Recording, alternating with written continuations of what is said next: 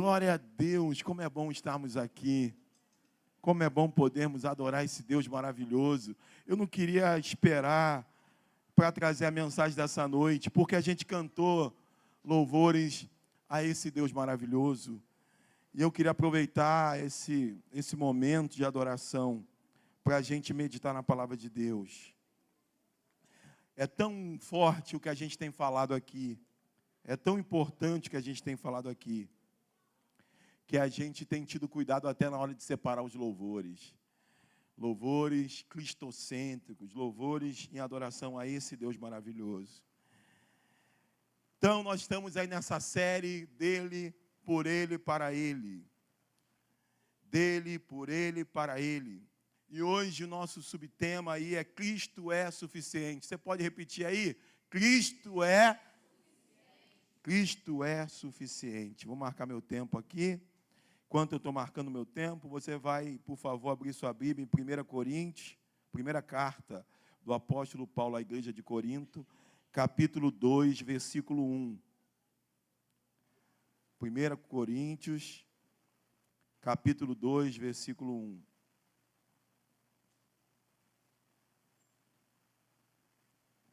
Nós vamos projetar aqui também, você pode acompanhar também aqui, mas é sempre importante você abrir a sua Bíblia, você marcar.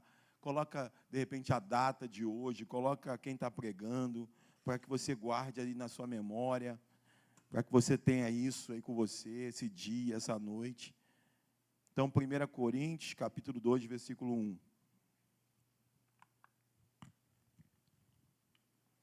Diz assim: Eu mesmo, irmãos, quando estive entre vocês, não fui com um discurso eloquente, nem com muita sabedoria para lhes proclamar os mistérios de Deus, o mistério de Deus. Pois decidi nada saber entre vocês, a não ser Jesus Cristo e este crucificado. E foi com fraqueza, temor e com muito tremor que estive entre vocês. Minha mensagem e minha pregação não consistiram em palavras persuasivas de sabedoria, mas em demonstração do poder do Espírito, para que a fé que vocês têm não se baseasse na sabedoria humana, mas no poder de Deus. Eu vou repetir o texto que é central dessa noite, que é o versículo 2. Pois decidi nada saber entre vocês, a não ser Jesus Cristo e este crucificado. Amém? Senhor, nós oramos agora e te pedimos o auxílio do teu Espírito, que nos ajude a entender, a compreender, a discernir aquilo que o Senhor quer falar conosco. Ministre nossos corações, como nós temos vivido esses dias aqui. Fala conosco sobre a sua suficiência, sobre quanto o Senhor é importante, é central, e é tudo o que nós precisamos. Assim nós oramos, Espírito Santo, em nome do Senhor. Amém. Irmãos, nós temos estudado muito o livro estamos na primeira carta, e agora nós estamos na segunda carta. Mas antes de eu continuar, eu não sei se um amigo meu ficou de vir, não sei se ele está aí, o Édio, acho que não está aí hoje. Um amigão meu, só porque eu não queria deixar passar, se ele estivesse aqui, eu queria falar sobre ele. Mas acho que ele não chegou ainda. Mas continuando lá. Então, nós temos estudado o livro, estamos na primeira carta, e agora estamos na segunda carta, e eu convido você a domingo pela manhã vir, porque tem sido um divisor de água, divisor mesmo, tem sido tremendo. Eu creio que ninguém vai olhar mais para as cartas do apóstolo Paulo da mesma maneira de antes, porque Deus está nos levando a estudar sem pressa. A gente para no versículo, a gente conversa, e tem sido tremendo. Então, nós temos estudado essa carta, e a igreja de Corinto tinha um problema sério. Nós estamos falando de um local, tá? Quando a gente fala igreja de Corinto, é um lugar que até hoje ainda existe. Então, há uma igreja naquele lugar.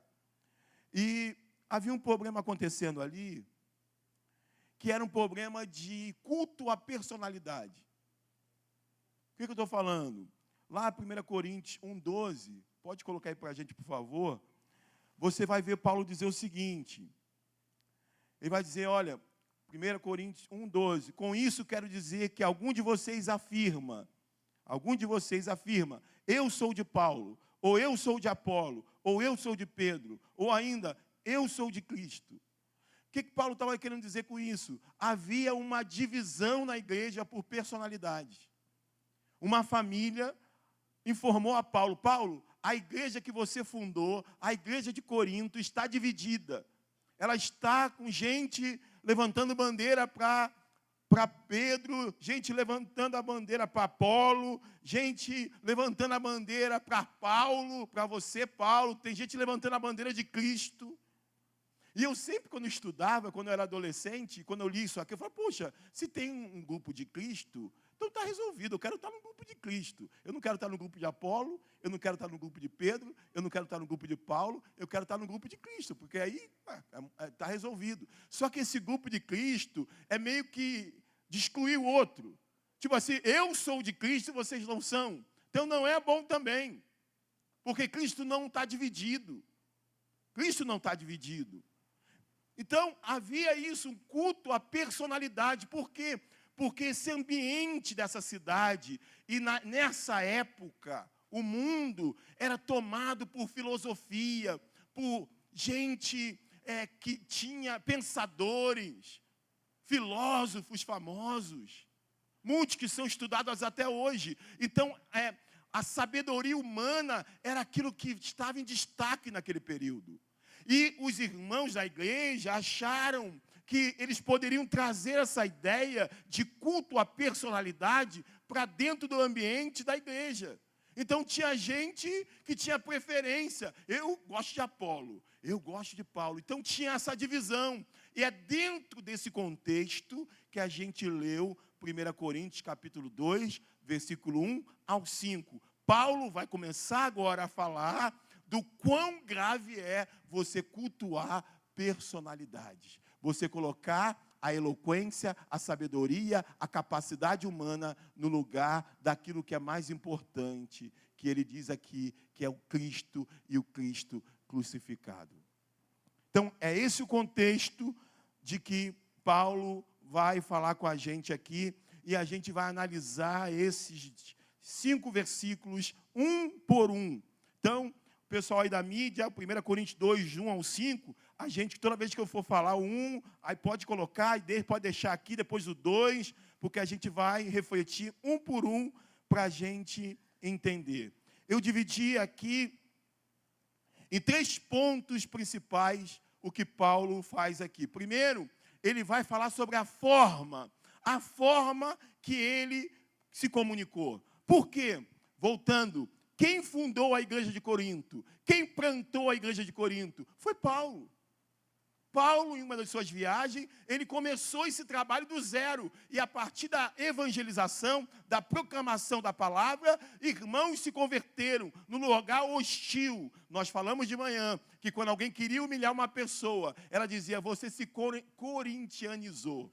Não é Corinthians, não, o time Corinthians não, que também não está bem nas pernas. Mas não, era uma expressão de que as pessoas eram promíscuas, as pessoas eram corruptas, as pessoas eram tudo de ruim. Hoje pela manhã, nós vimos uma lista dos ex. A igreja de Corinto era formada por ex, várias coisas difíceis, terríveis, mas eles foram transformados, eles foram regenerados, eles foram salvos. Mas era esse o contexto, que era essa igreja. Então, Paulo, para dizer para eles o quão louco era o que eles estavam fazendo, de dividir a igreja por personalidades, por preferências, por sabedoria, por eloquência, ele vai começar a dizer assim: lembra que eu fui aí, que eu levei o evangelho para vocês? Lembra que eu sou o pioneiro? Lembra que eu que comecei o trabalho aí? E ele vai começar a se usar como exemplo de como que ele chegou àquela igreja, de como que foi o início de tudo. Então, dividi em 3 pontos aqui. Primeiro, qual a forma, qual a estratégia que Paulo usou para se comunicar com aquelas pessoas? Segundo, qual o conteúdo do que ele levou para aquelas pessoas? Qual era o conteúdo do que ele levou? Terceiro, qual era a condição de Paulo? Como Paulo estava? Qual era a condição dele? Então, a gente vai analisar esses 3 pontos. Vamos lá, então? Vamos para o texto? 1 Coríntios 2, versículo 1. Ele começa dizendo: eu mesmo, irmãos, quando estive entre vocês, lembra que eu falei? Quem fundou a igreja de Corinto? Paulo. Então ele está lembrando, é como se meu pai ou minha mãe dissesse para o Gilmar, dissesse para o pai da Dani, dissesse para a Dani, Dani, lembra quando nós chegamos aí e evangelizamos a cidade de vocês? A ilha, lembra quando era como se fizesse isso, Paulo, lembra quando eu estive com vocês? Lembra quando eu evangelizei vocês? Lembra quando eu estive aí? Paulo está dizendo isso. Lembra, eu mesmo, irmãos, quando estive entre vocês, aí ele vai dizer, não fui com discurso eloquente, nem com muita sabedoria, para lhes proclamar o mistério de Deus. Então, nós estamos na forma. Qual a forma que Paulo pregou? Primeiro, ele vai dizer que ele não usou de eloquência, nem de muita sabedoria. Ele estava num contexto onde o que se elogiava, o que se esperava era um discurso bom, uma boa oratória. Era alguém que todo mundo ficava assim, uau, que forma de se comunicar. Era Sócrates. Eram aqueles homens que todo mundo ficava assim, que pensador maravilhoso. Então, ele vai dizer que ele, quando esteve ali para levar o evangelho, ele não usou disso. E não pense que ele não tinha essa capacidade. Paulo tinha uma formação de Paulo é uma formação incrível. Mas quando ele foi levar o evangelho para eles, ele não foi com a forma ou método de eloquência ou de sabedoria humana. Ele não usou disso. E aí eu fiquei pensando em algumas coisas. Que contraste isso com a nossa atualidade. Porque eu não sei se você já percebeu, nós vivemos um tempo de especialistas de todo tipo. Não há um assunto que as pessoas não opinem. Pode ser um assunto que a pessoa não domina, ela vai opinar, ela vai falar. Especialistas para tudo quanto é lado. Eu nunca vi tantos cursos sendo vendidos pela internet. Tem gente ficando rico, dando curso, como fazer isso, como fazer aquilo. Então as pessoas vão dizer como se comunicar, aí vai te ensinar como se comunicar, a roupa que você vai usar, a cor da gravata. Ele vai te ensinar que a sua expressão, a sua fisionomia, o seu jeito, a forma de você falar, fala. E ele vai te dar várias dicas de como você fazer, como crescer a igreja, como fazer a igreja ficar lotada. Você vai ter que ter um conteúdo, uma forma dessa forma assim. Você vai ter que usar essa estratégia aqui. Você vai ter que fazer desse jeito aqui. E Paulo está indo contra toda essa ideia, dizendo que quando ele esteve com eles pregando o evangelho, ele não usou um discurso eloquente, nem também muita sabedoria para proclamar o mistério de Deus. Ele não usou disso, desse artifício. Ele simplesmente chegou lá e pregou. Olha que coisa incrível. E eu quero muito que você guarde o final desse texto, desse versículo, porque no final eu quero falar algo importante para você sobre esses mistérios de Deus. Guarde isso aí, me cobre. No final, eu quero estar falando algo para você sobre isso que ele diz, proclamar o mistério de Deus. Nós vamos falar sobre isso no final. Versículo 2. Ele diz, primeiro, meus irmãos, quando estive entre vocês, não fui com discurso eloquente, nem com muita sabedoria, para lhes proclamar o mistério de Deus. Versículo 2.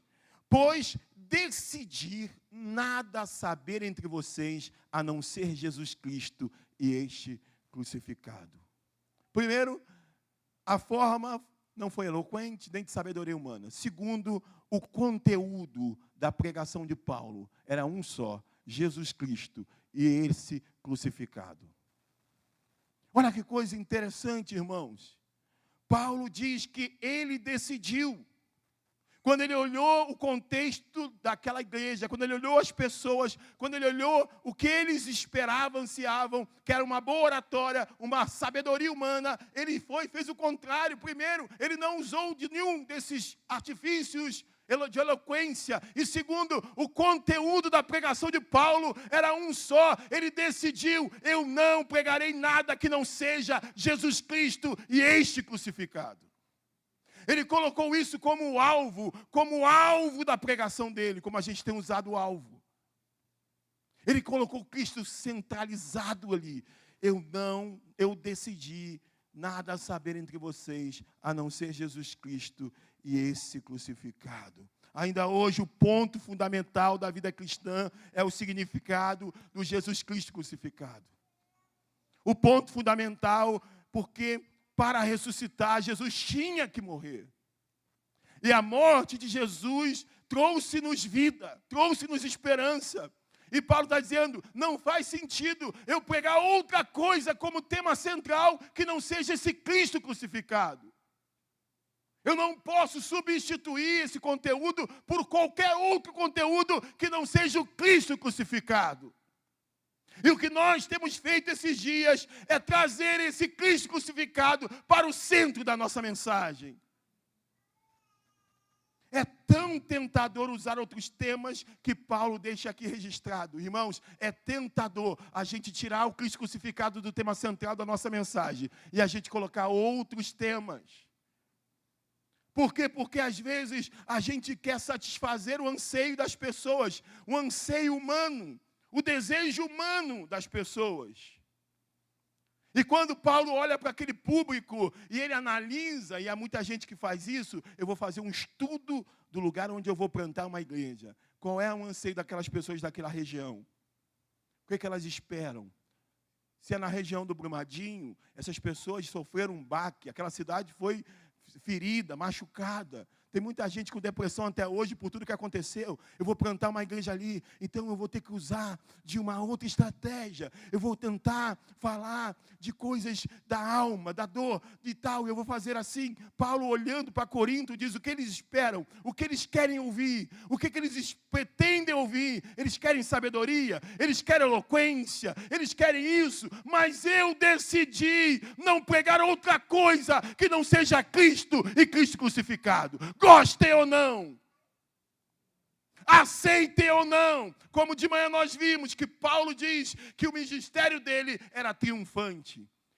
Alguns acusavam Paulo de ser um apóstolo de meia tigela, de ser um apóstolo derrotado pelas aflições, pela perseguição, e ele vai provar para aquelas pessoas que Deus o conduz em triunfo.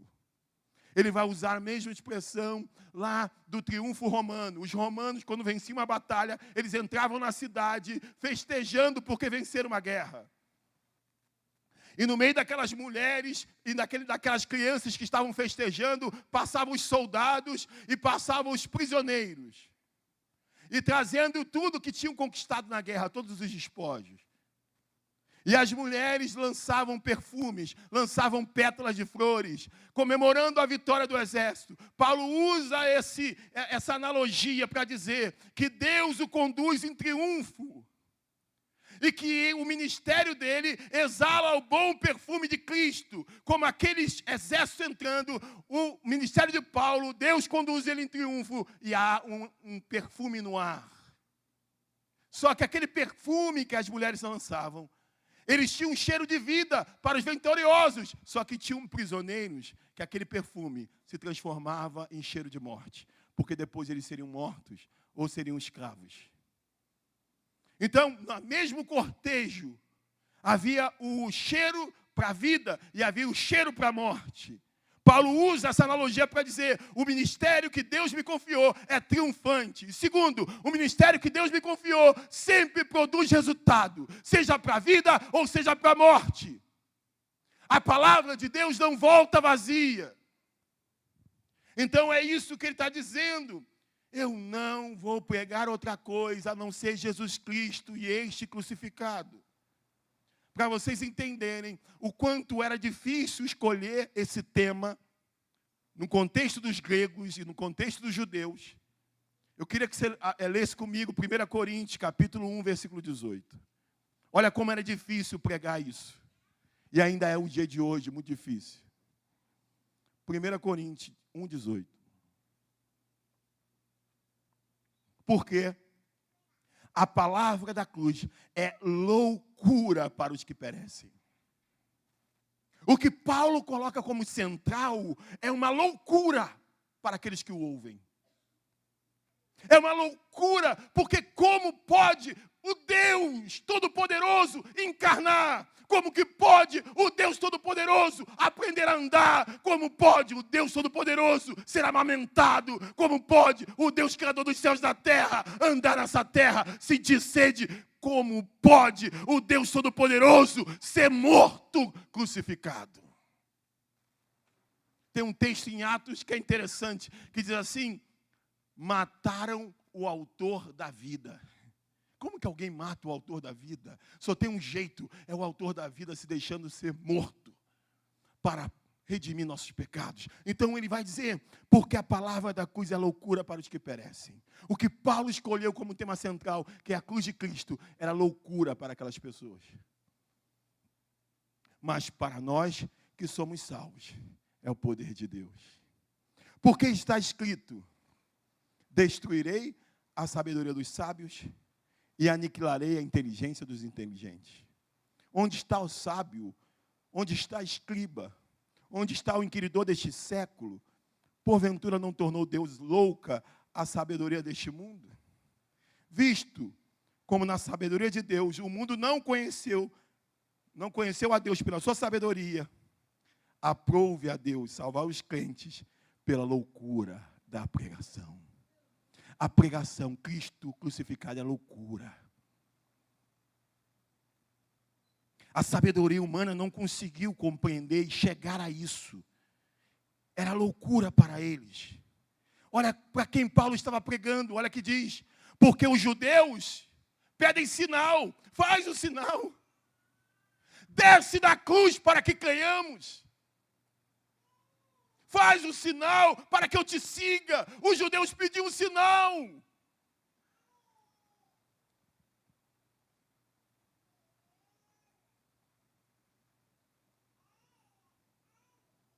Os gregos buscam sabedoria. Os dois públicos, os gregos e os judeus. Os judeus pediam um sinal. E os gregos pediam sabedoria, eloquência. E Paulo chega ali e diz: eu não vou usar de nada disso. Eu vou usar de Cristo e Cristo crucificado. Mas, para os que são chamados, tanto judeus como gregos, nesse meio, alguns foram chamados, tanto um ou outro, lhe pregamos a Cristo, poder de Deus e sabedoria de Deus. Aí ele termina dizendo: porque a loucura de Deus é mais sábia do que os homens, e a fraqueza de Deus é mais forte do que os homens. Paulo diz: eu resolvi pregar aquilo que para eles é loucura, e para aqueles que pedem sinal, que faça isso, faz aquilo, para que eles entendam que se eles não entenderem o Cristo e Cristo crucificado, eles não entenderam nada do Evangelho. E eu não posso pregar outra coisa que não seja isso. Sabe, quando a gente olha o ladrão da cruz, é exatamente isso. Como pode, a reação natural é do ladrão que questiona. Até uma ideia, porque a gente está no plural, quando diz assim: os malfeitores que foram crucificados ao seu lado, blasfemavam e o ridicularizavam. Parece dar uma ideia de que os dois ladrões estavam ali falando, questionando.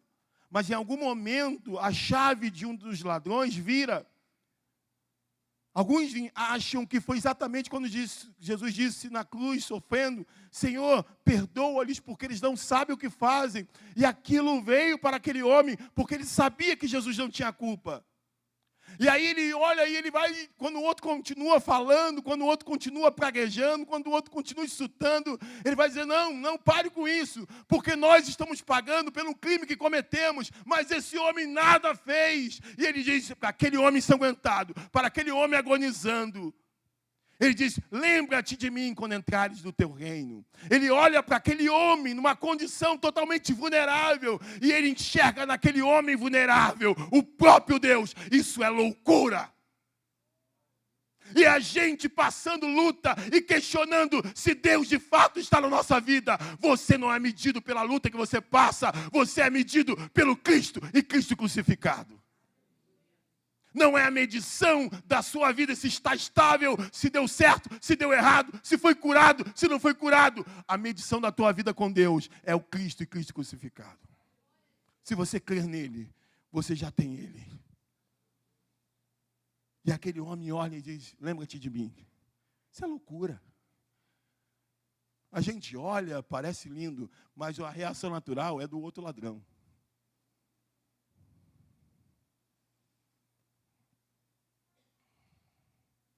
Todas as vezes que a igreja perde de vista a centralidade da morte de Cristo, ela perde a essência do próprio Evangelho. Todas as vezes que substituímos Cristo por outra coisa, como centro da nossa pregação, nós perdemos a essência do Evangelho. É aquilo que foi pregado domingo. A gente vai ver o Cristo batendo do lado de fora, ele não estando mais do lado de dentro. Nossa oração, nosso desejo nesses 14 anos é que a gente nunca coloque Cristo para o lado de fora.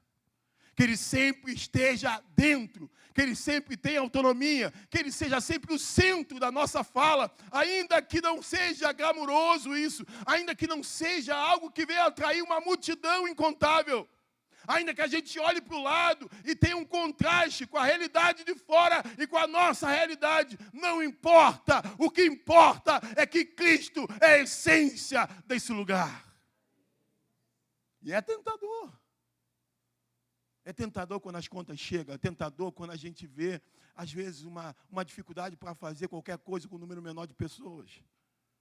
É tentador quando você pensa em imaginar que existem lugares em que uma banda de ministério de louvor não toca a mão nos instrumentos, tudo é afinado, você tem toda uma estrutura, só é chegar ali e ministrar. Imagina a gente poder ficar orando, mas a gente poder ficar orando, a gente poder ficar tendo um tempo ali orando, porque está tudo sendo regulado, tudo está sendo preparado. A gente tem uma sala para ensaiar sem estar no mesmo ambiente, mas aqui, Márcio é que afina, e não sei o que lá, Igor pega lá a bateria, prepara o outro, tudo difícil. E a gente vai se olhando para fora e vai tendo contato com essas realidades e a gente vai pensando, alguma coisa está errado, a gente vai ter que mudar alguma coisa. Vamos tentar fazer uma imersão, vamos passar um mês naquele lugar, vamos sentar com essas pessoas para aprender delas como devemos falar, qual é o tipo de voz, eu vou ter que deixar a barba grande, maior, eu vou ter que usar uma garrafinha como o pastor pregou domingo, eu vou ter que botar uma tatuagem, eu vou ter que usar uma camiseta, o que é descolado, o que está dando certo hoje. Meu irmão, não, nós não precisamos fazer isso. Se nós colocarmos Cristo como centro da nossa mensagem, nós não precisamos se preocupar com mais nada. Jesus tem que ser o centro da mensagem dessa igreja.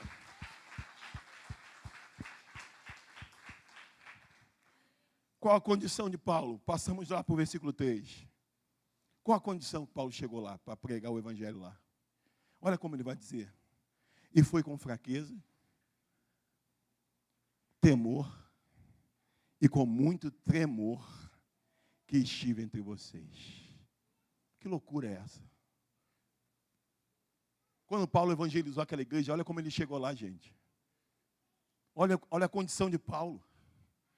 Que contraste é esse, Luciano? Que contraste é esse, Claudinha? Olha como Paulo chega para pregar. Olha como que é totalmente incoerente. Ele chega ali com fraqueza. Ele chega ali com temor. Ele chega ali com tremor.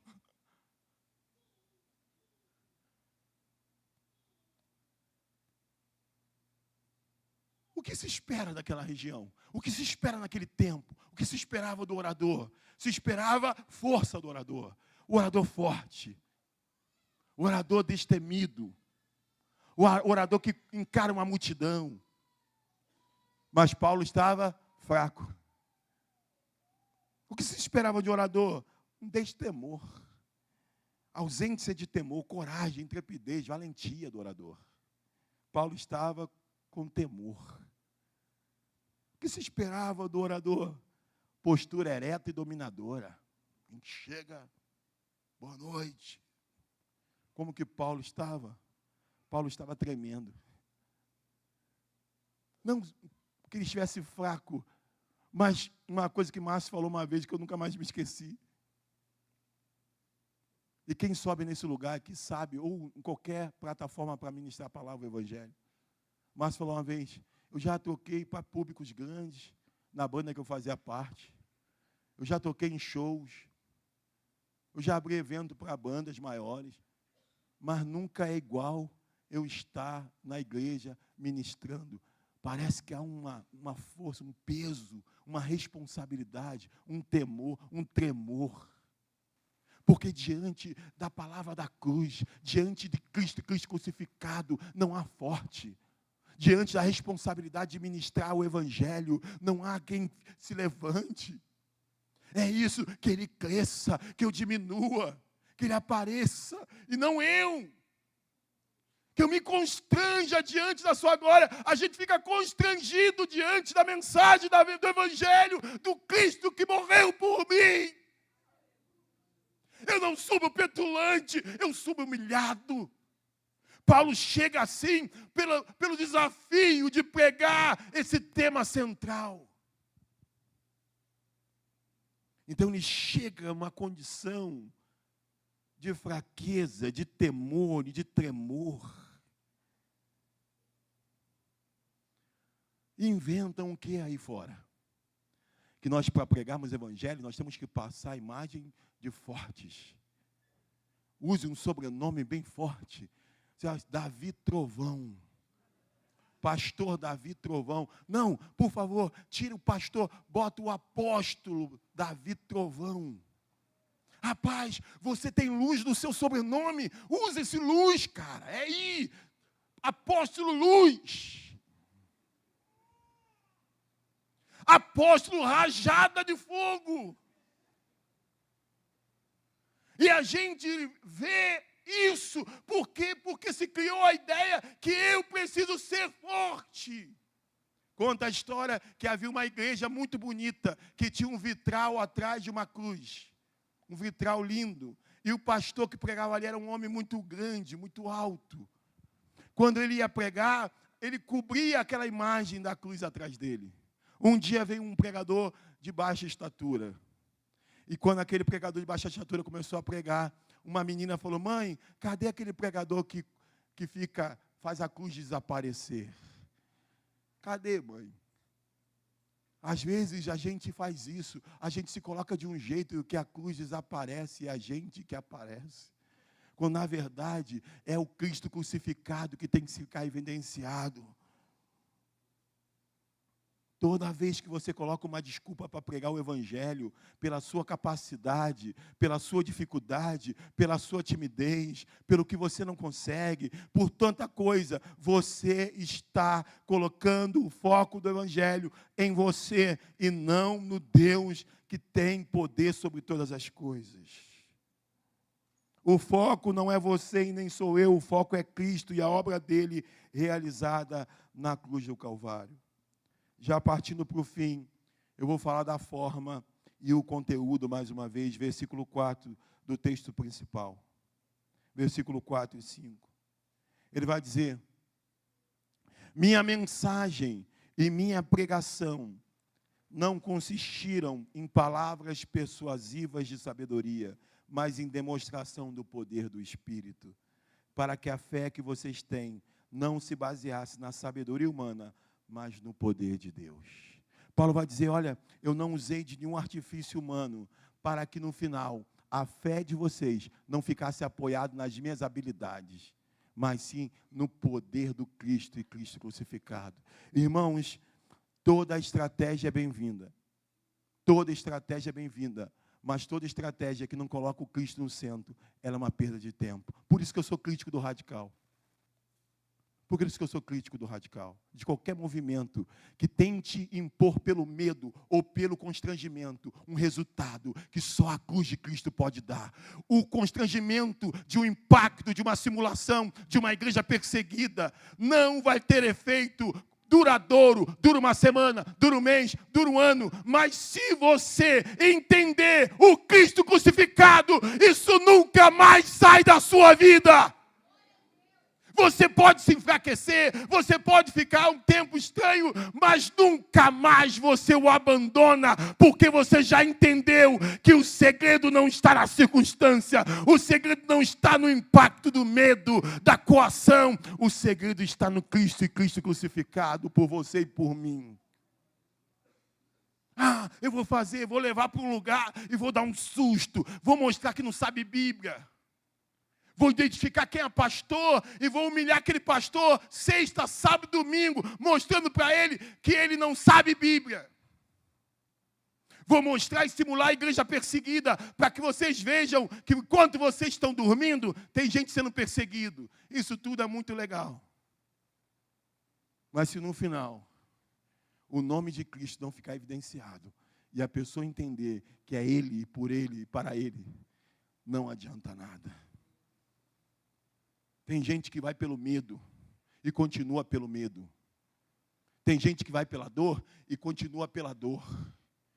Tem gente que vai pela namorada e continua pela namorada. Tem gente que vai porque ficou doente e continua por causa da doença. E você pode até chegar com um propósito errado, mas você precisa ser convergido para o propósito certo. A classe batismo tem que dizer: ei, o que importa é você entender o Cristo e o Cristo crucificado.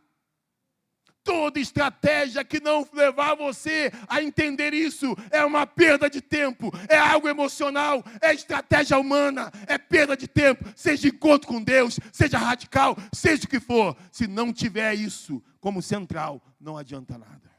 É coação. E tem gente indo parar no psicólogo por causa, às vezes, de um teatro que colocou de uma maneira incorreta o medo nas pessoas, achando que com isso teria um resultado bom. Ele levou o nosso medo. Somos falhos. Às vezes não sabemos o versículo. Às vezes não sabemos muita coisa.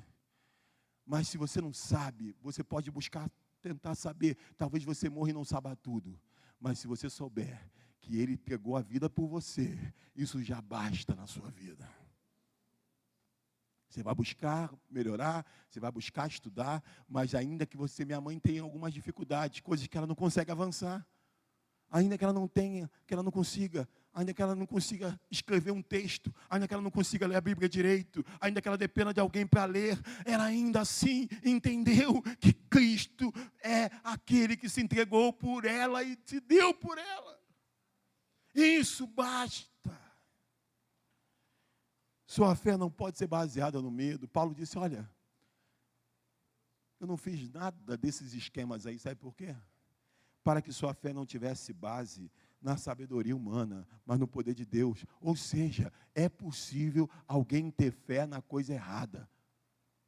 É possível a gente não comunicar direito para as pessoas, e às vezes a gente usar de algumas ideias erradas para as pessoas. Eu lembro uma vez que tinha um movimento que dizia o seguinte para a pessoa.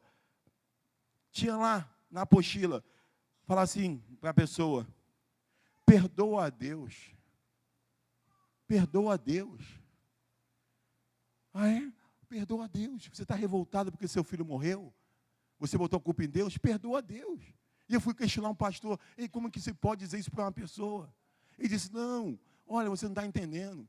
Essa pessoa revoltada com Deus porque o filho morreu, a gente vai falar isso para ela porque ela está começando. Depois a gente vai ensinar o certo. Gente, isso está errado. Com dor do luto ou não, curado ou não, com emprego ou não. Nós precisamos entender que Ele é imutável. Se há um problema é em nós e não nele, que Ele é o Deus soberano. E que se nós não compreendermos que Ele é o Cristo que se morreu por nós, por nossos pecados, não adianta nenhum tipo de manobra humana. Não vai adiantar nada. Você está achando que os fins justificam os meios? Não. É preciso, desde o início, dizer para aquela pessoa: Jesus Cristo morreu por você. Morreu pelo teu próprio filho. Morreu pela tua família. E só Ele é aquele que nos conduz à salvação. Nenhum nome há dado entre os homens pelo qual devamos ser salvos. Ele é um nome que está sobre todo nome. Ele não usurpou de ser igual a Deus, mas se esvaziou, assumiu a forma de servo. Na forma de servo, Ele veio à terra. E por conta desse trabalho, Deus lhe deu um nome que está acima de todo nome. E toda a língua confessará que Jesus Cristo é o Senhor, para a glória de Deus Pai. Pois não temos um sumo sacerdote que não possa se compadecer das nossas fraquezas, mas um como nós, em tudo tentado, porém sem pecado. Ele é o nosso Cordeiro. Ele é o nosso Salvador. E eu termino, antes que você me cobre, falando daquele mistério que foi revelado. E hoje eu quero te dar um texto que é muito mal compreendido no meio evangélico, até mesmo cantado de maneira errada. Há sempre uma coisa em nós, esperando alguma coisa, esperando o céu. A gente canta, o melhor de Deus ainda está por vir, como se a gente esperasse algo maior. É claro que a gente quer estar nesse lugar. É claro que a gente diz, Maranata, ora vem, Senhor Jesus. Mas é preciso que ainda aqui a gente entenda que o mais importante já veio. Não crie uma expectativa que vai vir. Crie uma expectativa que já chegou. E há um texto, lá 1 Coríntios, capítulo 2, versículo 6, com esse texto eu quero terminar. Que a gente fala de uma maneira muito equivocada, muitas vezes. Entretanto, falamos de sabedoria entre os que já têm maturidade, mas não da sabedoria desta era ou dos poderosos dessa era que estão sendo reduzidas a nada. Ao contrário, falamos da sabedoria de Deus, do mistério que estava oculto, o qual Deus pré-ordenou antes do princípio das eras para a nossa glória. Nenhum dos poderosos dessa era o entendeu. Ele está dizendo, ninguém pela sabedoria humana entendeu o plano da salvação. Pois se o tivessem entendido, não teriam crucificado o Senhor da glória. Todavia, como está escrito, olho nenhum viu, ouvido nenhum ouviu, mente humana nenhuma imaginou o que Deus preparou para aqueles que o amam. A gente olha para esse texto como algo escatológico, como algo que virá, como o céu, como ruas de ouro. E eu quero te dizer que esse texto diz, mas Deus o revelou a nós por meio do Espírito. O Espírito sonda todas as coisas, até mesmo as coisas mais profundas de Deus. E eu digo para você que aquilo que o olho não viu, o ouvido não ouviu, que jamais penetrou no coração do homem, se chama Jesus. Esse é o mistério, é isso que nós foi revelado, e é isso que é maravilhoso. O céu sem Cristo não é céu. O mais importante não é a rua de ouro. O mais importante não é ter a cura de toda a enfermidade. O mais importante é aquele que está sentado no trono. Ele é o desejado da minha alma. O melhor de Deus está por vir. O melhor de Deus está por vir. O melhor de Deus. Não, não. O melhor de Deus já veio. Que loucura. Chegou. Pisou nessa terra. Viveu. Como ovelha muda diante dos seus tosqueadores, ele não abriu a boca. Por isso que é um escândalo. Eles esperavam um Cristo sanguinário, um Cristo que os livrasse do Império Romano, e vem um Cristo pacificador, vem um Cristo que se entregou, vem um Cristo que se humilhou. Não existe nada mais maravilhoso do que Cristo. O que o olho não viu, o que o ouvido não ouviu, nem mente humana imaginou. O que Deus está preparado para aqueles que o amam é aquilo que foi revelado a nós. E é o plano da salvação. Homem, sabedoria humana não conseguiu decifrar isso, nem com os escritos dos profetas. Eles perseguiram e crucificaram porque eles não compreenderam. Mas sabe o que é o maravilhoso? Ele tem nos feito entender isso hoje. E desde o dia que a gente entregou nossa vida para Ele. Para que você não ache que eu estou falando uma heresia, Colossenses capítulo 1, versículo 26 e 27. Colossenses 1, 26 e 27. O mistério que esteve oculto durante épocas e gerações, mas que agora foi manifestado a seus santos. A ele quis Deus dar a conhecer entre os gentios a gloriosa riqueza deste mistério, que é Cristo em vocês, a esperança da glória. Você pode ficar de pé comigo? Apocalipse 22, 3 ao 5, pessoal do louvor. Apocalipse 22, 3 ao 5. Já não haverá maldição nenhuma. O trono de Deus e do Cordeiro estará na cidade, e os seus servos o servirão. Eles verão a sua face, e o seu nome estará na testa deles. Eu acho lindo essa parte do verso 5. Não haverá mais noite. Eles não precisarão de luz, de candeia, nem da luz do sol, pois o Senhor Deus os iluminará, e eles reinarão para todo sempre. O Senhor estará naquele lugar, e é isso que é o céu. O céu é estar com o Senhor, é estar com Jesus.